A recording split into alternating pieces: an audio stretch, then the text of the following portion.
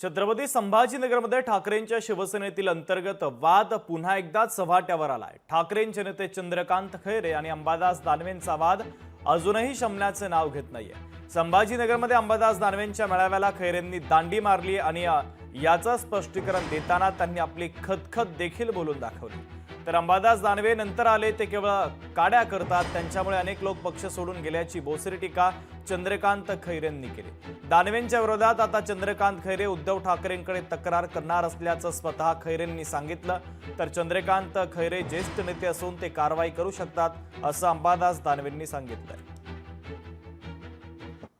आता होते त्यांना नागपूरला जायचं आधी माझ्या माहितीप्रमाणे नागपूरला त्यांच्या काही समाजाचा मेळावा होता, त्याला ते गेले होते। दादा तुम्ही जर काय आयोजन करता त्याच्यात त्यांना प्रमुख मार्गदर्शक करता तरी ते समाजाच्या मेळाव्याला जातात, म्हणजे दांडीच मारली नाही। त्यांना विचार, मला नाका विचार। तर मग दांडी मारली आता त्यांनी मागच्या काळात माझ्यावर काय काय बोलले, मी उत्तर दिलं का? देणार पण नाही। ते म्हणतात मला, आता मी त्यांचंच नाव मार्गदर्शक म्हणून टाकलं होतं, तर ते नाही आले, त्याला मी काय करू शकतो? म्हणजे त्यांनी दांडी मारली नाही, ते नागपूरला गेले होते, बोलले ते त्यांच्या समाजाचा मेळावा होता। मला हा कालचा कार्यक्रम जो घेतला पक्षाचा, मला कोणी सांगितलं नाही। म्हणजे ज्यांनी ठेवला असेल त्यांनी तर सांगितलेलं, तो कधी सांगतच नाही आहे। परंतु सांगितलं असतं तर मी एक दिवस आज घेतला असता कार्यक्रम, उद्या घेतला असता कार्यक्रम, पण मला त्या ठिकाणी लोकांशी बोलायचं होतं, कार्यकर्त्यांशी बोलायचं होतं। आपला पक्ष संघटना आपली अडचणीत आहे, त्या अडचणीतून बाहेर काढताना आपण सगळ्यांनी एकत्र राहिलं पाहिजे, हे मला त्या ठिकाणी बोलायचं होतं।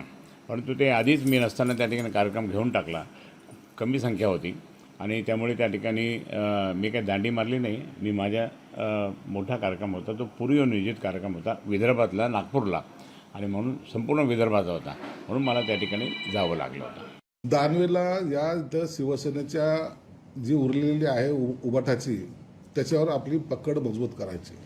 जी संपलेली उबाटा आहे, आता उबाटामध्ये कोण आहेत? खैरे आणि दानवे, दोन जण आहेत।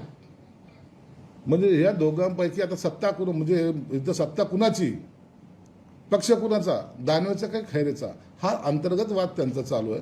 परंतु मला वाटतं यामध्ये खैरे हे त्यांचे उजवे राहतील। लोकशाही मराठी ऐका, पहा, जागरूक रहा।